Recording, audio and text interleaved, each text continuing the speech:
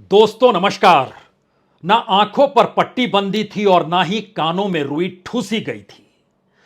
दिल्ली की आंखें पूरी तरीके से खुली हुई थी। हर जानकारी उस तक पहुंच रही थी और पल पल की जानकारी, वो हिंसा का तांडव हो, आगजनी हो, लूटपाट हो, मौत का सिलसिला हो, हर जानकारी पहुंच रही थी। तो क्या दिल्ली अंधेरे में नहीं थी और दिल्ली के जरिए इस देश को इस दौर में अंधेरे में रखा गया?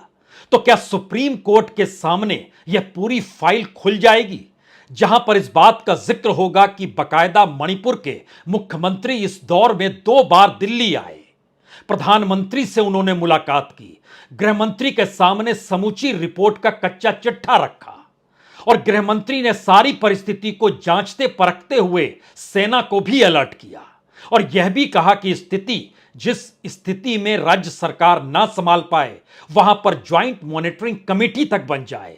हेलीकॉप्टर आसमान में घूम रहे थे, यूएवी के जरिए निगरानी रखी जा रही थी।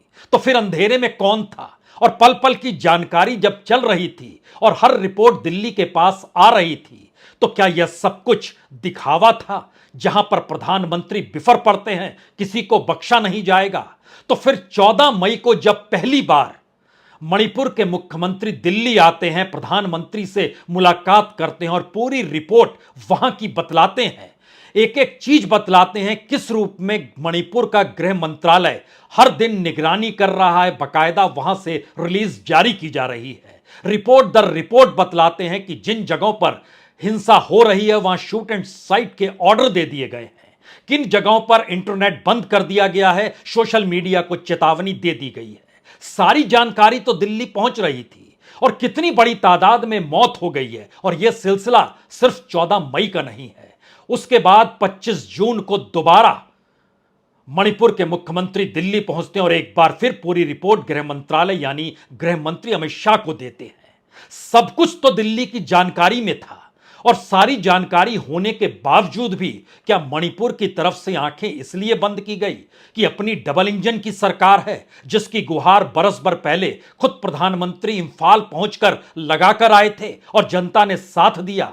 हमें लगता है कि आज एक एक पन्नों को समझने और पढ़ने की जरूरत है, क्योंकि जिन रिपोर्टों का जिक्र कर रहे हैं उससे पहले यह समझिए कि मणिपुर की स्थिति नाजुक मार्च के महीने से शुरू हो गई थी और मार्च 2023 से लेकर 3 मई 2023 तक जो भी लॉ एंड ऑर्डर सिचुएशन थी, उसको लेकर 4 मई को बकायदा कमिश्नर होम मणिपुर ने एक रिलीज जारी की और उसमें खुले तौर पर टी रंजीत सिंह उनके हस्ताक्षर से रिलीज जारी होती है, जिसमें डिस्ट्रिक्ट मैजिस्ट्रेट 10 जिले प्रभावित थे, कहा गया था शूट एंड साइट के ऑर्डर आपको दिए जा रहे हैं, यानी स्थिति बिगड़नी नहीं चाहिए। बावजूद इसके जो कुछ 4 तारीख को हुआ, उस दिशा में इस खबर को कौन डिनाय कर सकता है कि पुलिस की मौजूदगी थी, जिन महिलाओं के साथ जो कुछ हुआ, नग्नावस्था में जो कुछ किया गया। लेकिन पुलिस ने खामोशी क्यों बरती, बावजूद इसके कि गृह मंत्रालय कह रहा है? तो फिर वहां पर किसकी सरकार चल रही थी? कौन सी परिस्थिति में रिपोर्ट दिल्ली आ रही थी और दिल्ली सक्रिय क्यों नहीं हो रही थी? क्योंकि उसके बाद 7 मई को वहां पर कमिश्नर होम एस ज्ञान प्रकाश के जरिए सोशल मीडिया को लेकर एक और रिलीज और ऑफिशियल रिलीज जो इमीडिएट इफेक्ट के साथ जारी की जाती है, उसमें बताया जाता है कि जो इमेज दी जा रही है हेट स्पीच है, हेट वीडियो है, जो मैसेजेस हैं, और उसको एंटी नेशनल और एंटी सोशल एलिमेंट्स के साथ जोड़कर उसको तुरंत सस्पेंड किया जाता है कि अब इस पर रोक जरूरी है। कमोवेश हर दूसरे दिन इस तरीके से वहां का गृह मंत्रालय कागज पर सक्रियता दिखा रहा है और ऐसी परिस्थिति नाजुक हो गई कि वहां पर 10 एमएलए आदिवासी जो थे, उन्होंने कहा कि पहाड़ी क्षेत्रों में अलग प्रशासन होना चाहिए, क्योंकि मौजूदा वक्त में जो प्रशासन काम कर रहा है वह पूरे तरीके से खत्म हो गया है। इस अलग प्रशासन का मतलब यह था कि हमको पैरेलल एडमिनिस्ट्रेटिव सर्विस के तौर पर वहां पर नए नियम कायदे समझते हुए करना होगा, क्योंकि बीरेन सिंह की सरकार इसको इंप्लीमेंट नहीं कर पा रही है। तो क्या यह जानकारी दिल्ली को नहीं थी? बिल्कुल थी। इसलिए थी क्योंकि 10 एमएलए दिल्ली पहुंचे थे और उस 10 एमएलए में के भीतर से जो 7 एमएलए थे उन्होंने वो बीजेपी के एमएलए थे। 2 एमएलए जो थे ये कुकी पीपुल्स अलायंस के एमएलए थे और एक इंडिपेंडेंट था। इन 10 एमएलए ने सीएम बीरेंद्र सिंह को साफ तौर पर कह दिया कि आपके जरिए स्थिति नहीं, बकायदा पहाड़ी क्षेत्रों में जो ट्राइबल का इलाका है उसमें हमको अलग तरीके से वहां पर प्रशासन चाहिए, होना चाहिए। इसी बात को लेकर 14 तारीख को बकायदा दिल्ली बीरेंद्र सिंह पहुंचे थे। 14 मई यानी 4 मई को जो हुआ, 10 दिन के बाद 14 मई को बीरेंद्र सिंह दिल्ली पहुंचते हैं, प्रधानमंत्री से मुलाकात और गृह मंत्री को पूरी रिपोर्ट दिखलाते हैं। और उस रिपोर्ट के भीतर नत्थी इस बात को लेकर की है कि हम सक्रिय हैं। तो दिल्ली में बैठे गृहमंत्री उन्हें निर्देश देते हैं कि किसी भी हालत में वहां पर कुछ गलत नहीं होना चाहिए, आप कार्रवाई कीजिए। तो वो शूट एंड साइट का वह रिलीज भी दिखला देते हैं कि देखिए हमने 4 तारीख को ही जारी कर दिया है और बाकायदा कमिश्नर होम ने इसको जारी किया है, गवर्नर की सहमति है। ये सारी बातों का जिक्र उस रिपोर्ट के भीतर है।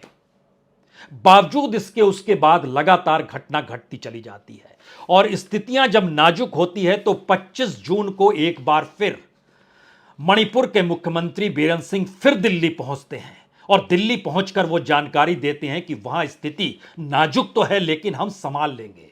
और दिल्ली भी कहता है ठीक है आप संभाल लीजिए। और उस समय तक जितनी भी एफआईआर हुई, जितनी भी जानकारी निकल कर आई, उसमें यह बड़ा महत्वपूर्ण है कि 100 से ज्यादा एफआईआर जो महिलाओं के संदर्भ में थी वो 14 मई तक जारी यानी दर्ज की जा चुकी थी, जिसकी जानकारी दिल्ली को अपनी रिपोर्ट में वहां के मुख्यमंत्री ने दी थी।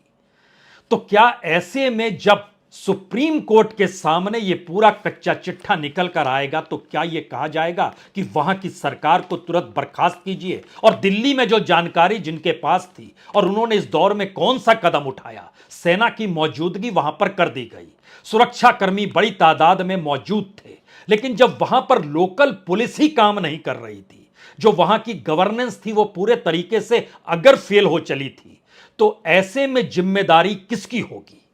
और अगर कोई कार्रवाई उससे पहले नहीं की जाती है और सुप्रीम कोर्ट इस सवाल को जो केंद्र को नोटिस दिया गया है और 28 तारीख को सुनवाई अब होनी है, तो उससे पहले क्या मोदी सरकार कोई बड़ा कदम उठाने जा रही है? वो एक्शन में आ चुकी है या बुरी तरीके से घिर चुकी है? उसे समझ नहीं आ पा रहा है कि किसी को हटाएंगे तो खुद को कटघरे में खड़ा हुआ पाएंगे।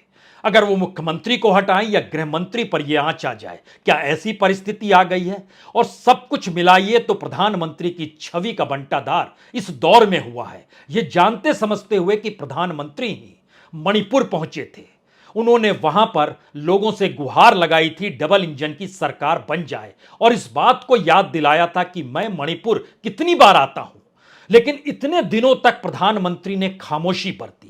उन्होंने जिक्र किया था कि जब हमारी सरकार यहां बन जाएगी तो यहां पर कभी हिंसा होगी नहीं, कोई बैरिकेड लगेगा नहीं, जो पहले होता था अब कुछ भी नहीं होगा। हमें लगता है कि प्रधानमंत्री की इस दौर में खामोशी और इस दौर में प्रधानमंत्री की बेफिक्री मणिपुर को लेकर, यह सब कुछ कहना आसान नहीं है कि सुप्रीम कोर्ट के भीतर यह पूरा कच्चा चिट्ठा तो खुलेगा, लेकिन उससे पहले एक क्षण के लिए हमें लगता है प्रधानमंत्री के उस भाषण के उस हिस्से को सुन लीजिए जो पिछले बरस चुनाव जब मणिपुर में हो रहे थे और प्रधानमंत्री अपनी कितनी निकटता मणिपुर से दिखला रहे थे, उसको सुनना चाहिए। आपने दिल्ली में पूर्ण बहुमत की सरकार बनाई है, मणिपुर में भी पूर्ण बहुमत की सरकार बहुत जरूरी है। बंद और ब्लॉकेड के डर और हिंसा के उन पुराने दिनों को अब हमें वापस नहीं लौटने देना है। भाइयों बहनों, आपके बीच में अनेक बार आया हूं। मैं तो शायद गिनती करूंगा तो भी गलत हो जाएगा, इतने बार आया हूं। संगठन का काम करता था तब भी आता था, गुजरात में मुख्यमंत्री था तब भी आता था, आपने मुझे प्रधानमंत्री बना दिया तब भी आता हूं। शायद हिंदुस्तान में जितने प्रधानमंत्री हो गए वो सब जितनी बार आए होंगे उससे ज्यादा मैं अकेला आया हूं। तो प्रधानमंत्री की इस चिंता के साथ मणिपुर तो खड़ा हो सकता है, लेकिन मणिपुर के जो हालात हुए उसमें प्रधानमंत्री मणिपुर के लोगों के साथ क्यों नहीं खड़े हुए? क्योंकि 14 मई को अगर मणिपुर के मुख्यमंत्री दिल्ली आकर प्रधानमंत्री से मुलाकात करते हैं, गृह मंत्री को पूरी रिपोर्ट देते हैं, तो उसके बाद प्रधानमंत्री की चिंता किस रूप में व्यक्त करनी चाहिए, या उनको अपने तौर पर कोई प्रतिक्रिया देनी चाहिए या खामोशी बरत लेनी चाहिए? क्योंकि जरा सिलसिलेवार तरीके से समझिए, 4 मई के बाद के 77 दिनों में से 30 दिन प्रधानमंत्री यात्रा पर रहे, 7 देशों की यात्रा कर ली उन्होंने, 8 राज्यों को देश के भीतर घूम लिया, लेकिन मणिपुर की तरफ देखा भी नहीं, उस मणिपुर की तरफ जिनसे उनका वास्ता संगठन संभालने के वक्त से था, गुजरात के मुख्यमंत्री रहने के दौरान था, प्रधानमंत्री बनने के बाद भी था। लेकिन जब मणिपुर जला तो उस दौर में प्रधानमंत्री किस यात्रा पर निकले थे? हमें लगता है आप तारीखों को भी नोट कर लीजिए। 19 मई से लेकर 25 मई तक प्रधानमंत्री जापान, पपुआ न्यू गिनिया और ऑस्ट्रेलिया की यात्रा पर थे।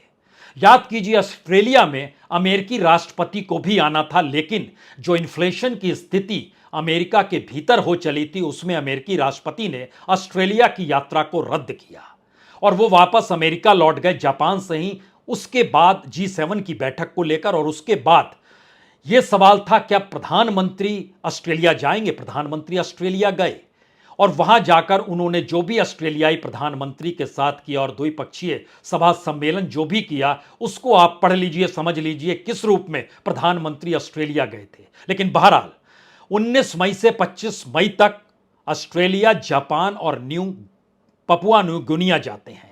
उसके बाद 20 जून से 25 जून तक अमेरिका और इजिप्ट की यात्रा पर जाते हैं और उसके बाद फ्रांस और यूएई की यात्रा पर 13 से 15 जुलाई तक जाते हैं। यानी मई में भी विदेशी यात्रा, जून में भी विदेशी यात्रा और जुलाई में भी विदेशी यात्रा। सवाल यह है कि याद अगर कीजिएगा तो 24 जून को सर्वदलीय बैठक देश के गृह मंत्री बुलाते हैं और उसमें तमाम राजनीतिक दल वहां पर सरकार को बर्खास्त करने की बात कहते हैं, मुख्यमंत्री को हटाने का जिक्र करते हैं, लेकिन फिर दिल्ली खामोशी बरत लेती है। जबकि उसके 24 घंटे के बाद मणिपुर के सीएम दिल्ली पहुंचते हैं और 25 जून को दिल्ली में गृह मंत्री से उनकी मुलाकात होती है। एक दूसरी रिपोर्ट वहां के बारे में सौंपी जाती है, बावजूद इसके कोई जानकारी नहीं और प्रधानमंत्री 25 जून को वापस लौट आते हैं इजिप्ट से।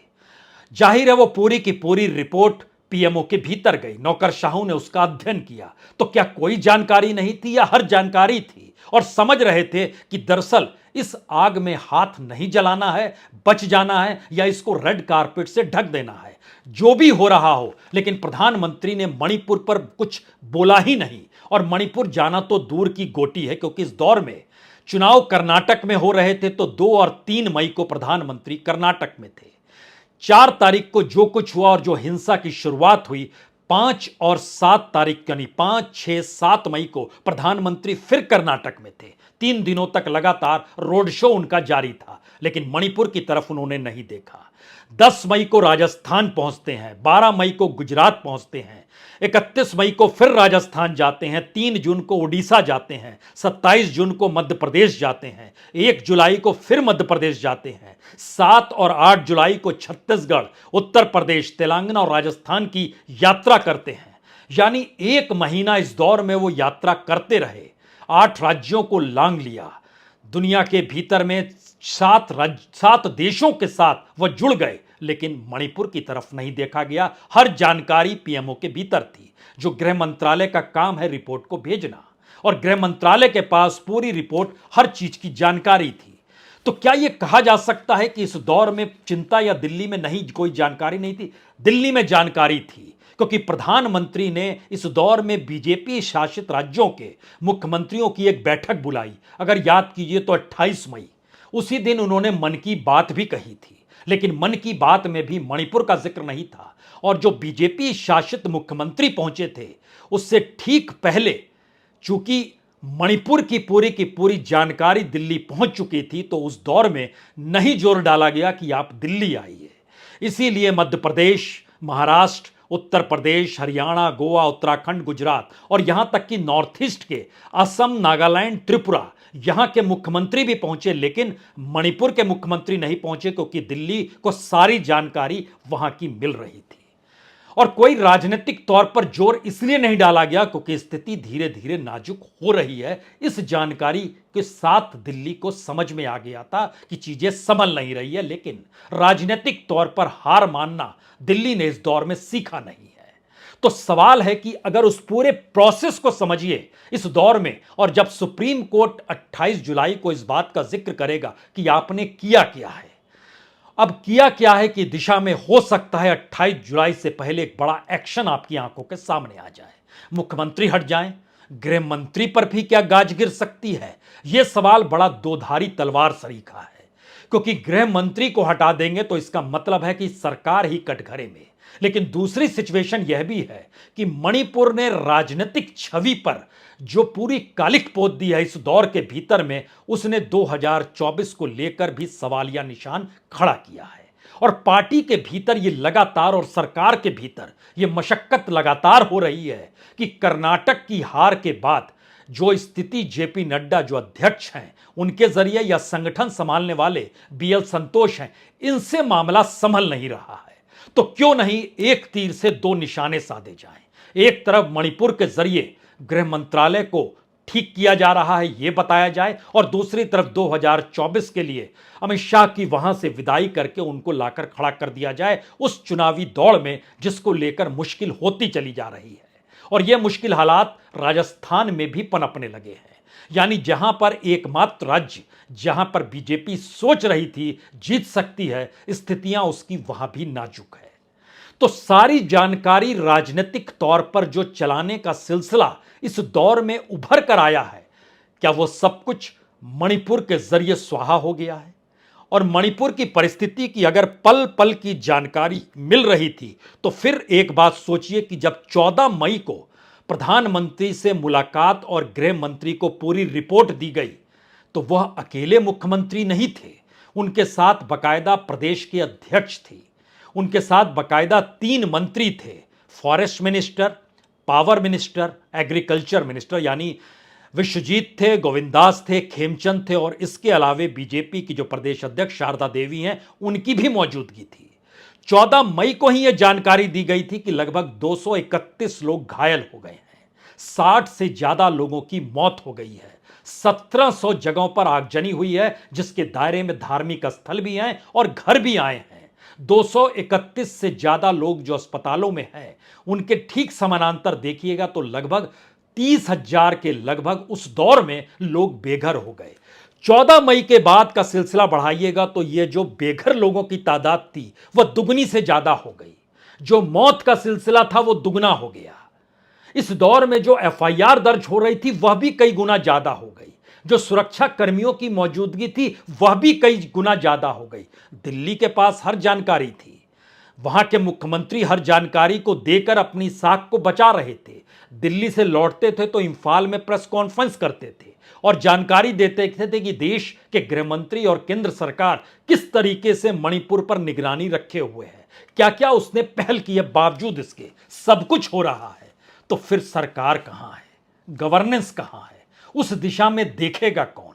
शायद हर किसी ने इस दिशा में आंखें बंद की हुई थी, क्योंकि जो गृह मंत्रालय की तरफ से जो उस दौर में वहां पर रिलीज जारी किया जाता था इमीडिएट इफेक्ट के साथ, आपको जानकर हैरत होगी कि 4 मई से लेकर 25 जून तक जो दूसरी बार मुख्यमंत्री दिल्ली पहुंचे थे उस बीच में चाहे वो सोशल मीडिया को लेकर जिक्र हो रहा हो, चाहे शूट एंड साइट के ऑर्डर हों, चाहे डीएम को अलग अलग निर्देश जारी कर रहे हों, चाहे राज्य पुलिस को किया जा रहा हो, इस दौर में 34 निर्देश जारी किए गए, 34। और वो सारी जिक्र और सारी जानकारी दिल्ली को दी गई कि किस तरीके से बीरेंद्र सिंह काम कर रहे हैं। कागजों पर काम होते चला जा रहा था और जमीन लगातार धू-धू जल रही थी, और दिल्ली उस दिशा को देखना चाहती नहीं थी या देखते हुए समझ रही थी कि अब हाथ कौन चलाए। लेकिन लोगों की जो परिस्थिति थी और मणिपुर के भीतर जो कुछ हो रहा था उसमें इंटरनेट पर जो रोक लगाई गई वो तो 7 मई को ही जारी कर दिया गया था। कोई इमेज, कोई हेट स्पीच, कोई हेट वीडियो, कोई मैसेज किसी भी रूप में जारी नहीं होगा। और इसको लेकर एंटी सोशल एलिमेंट से बात आगे बढ़ाते बढ़ाते एंटी नेशनल तक ले गए कि उसके दायरे में कार्रवाई की जाएगी। लेकिन वहां पर जो हो रहा था उसको लेकर सेना की पहल, राज्य पुलिस की उसके साथ खड़ा होना, एडमिनिस्ट्रेटिव का कोई कोऑपरेटिव वे में काम करना, ये सारी चीजें इस दौर में गायब थी, जिसका जिक्र एक एक करके वहां की हर न्यूज़पेपर की रिपोर्ट में यह बात आने लगी। 3 सवाल। पहला सवाल, अगर दिल्ली को सारी जानकारी थी तो दोषी कौन है दिल्ली में? और प्रधानमंत्री से जब मुख्यमंत्री की मुलाकात होती है, इसी बीच में गृहमंत्री से 2-2 बार मुलाकात होती है। तीसरी मुलाकात के लिए गृहमंत्री खुद इम्फाल पहुंचे थे। 3 बार मुलाकात बावजूद इसके अगर एफआईआर की कॉपी, आगजनी और अगर इस दौर में मौत का तांडव तीनों को देखिएगा तो तीनों बढ़ रहे हैं, उस पर रोक लगने की स्थिति नहीं है। जिम्मेदार कौन है? मुख्यमंत्री पूरी तरीके से फेल हो चुके हैं। दिल्ली हर हाल में मदद करने की दिशा में जिक्र कर रही है, बावजूद इसके स्थितियां नाजुक हैं। तो क्या दिल्ली भी संभाल पाने की स्थिति में अब कुछ भी नहीं बच पा रहा है उसके सामने? वो डबल इंजन की सरकार ही क्यों ना हो, क्या ऐसी स्थिति आ गई है? और तीसरा सवाल, सुप्रीम कोर्ट क्या 4 तारीख के बाद से राज्य सरकार और वहां के गृह मंत्रालय ने जो भी पहल की और जो जानकारी मुख्यमंत्री ने दिल्ली आकर प्रधानमंत्री को बताई होगी या जो गृह मंत्री को पूरी रिपोर्ट सौंपी, क्या सुप्रीम कोर्ट उन सब को सामने रखकर एक झटके में यह निर्देश जारी कर सकता है कि इसके ऊपर तुरंत केंद्र का कब्जा हो जाए, यानी वहां की जो चुनी हुई सरकार है उसको बर्खास्त कीजिए? और इन तीनों सवालों के साथ जो बड़े एक्शन की तैयारी में सरकार अपने तौर पर है, क्या वो लीपा पोती के लिए होगा या चीजों को अनुकूल करने के लिए होगा? सवाल एक साथ कई निकल कर आ रहे हैं। लेकिन यह ना कहिएगा कि दिल्ली को अंधेरे में किसी ने रखा। दिल्ली ने इस देश को अंधेरे में रखा। यह सच तब उभर कर आया जब प्रधानमंत्री का गुस्सा इस तरीके से उभरा जैसे लगा वो पूरे देश की चिंता कर रहे हैं और पूरे देश में आग लगी हुई है। राज्य को जिक्र करते हुए अलग अलग राज्यों की कतारों में ही मणिपुर की स्थिति को भी लाकर उन्होंने रख दिया। यह राजनीति है, यह असंवेदनशीलता है, यह अमानवीयता है, या इस दौर में सत्ता की ठसक है? समझिए आप। बहुत बहुत शुक्रिया, बहुत बहुत शुक्रिया।